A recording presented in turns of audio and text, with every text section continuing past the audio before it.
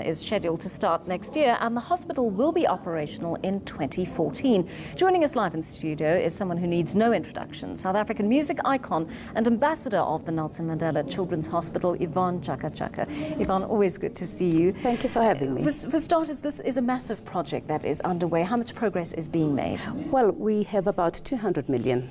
We need more money. This is going to cost $1 billion, but I'm glad that people really are very keen, because can you imagine, this is a call from a great man, an amazing man, a man who gave us back our dignity, who works selflessly for other people. So we'd really like to have 1 billion rands to start building the hospital. I mean, it sounds like a bit of a tall order. There is donor fatigue at this time, and we know times are tough.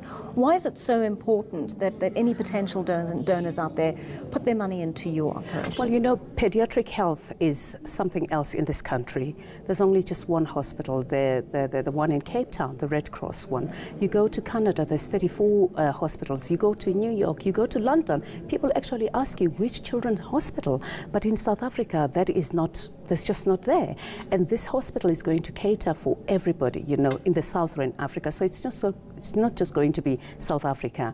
And I think it's important because this is going to be a center of excellence. It's going to be a referral hospital.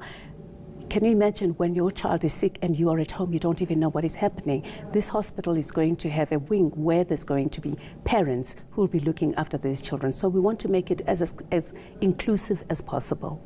I mean, you're also tackling some tough diseases that we're battling on the continent, like malaria and the like. How important is the hospital going to be in tackling those long-term projects? You know, you can imagine, even if you can have so much money and having medical aid, those actually go to an end as well. So for this hospital, nobody's going to be turned around from this hospital. It doesn't matter whether you're rich, poor, or whatever kind of money you have. So everybody is going to be coming to this hospital. And we know that some of these diseases are curable and preventable. So we're going to have specialists running this hospital.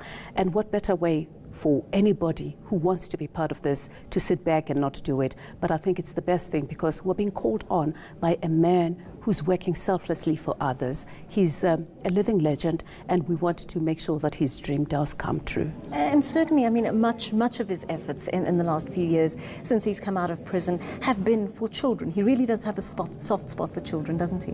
Madiba is an amazing man. He loves children. It doesn't matter whether he meets Joe or Petty or whatever. He gives everybody the same time to be talking to those people.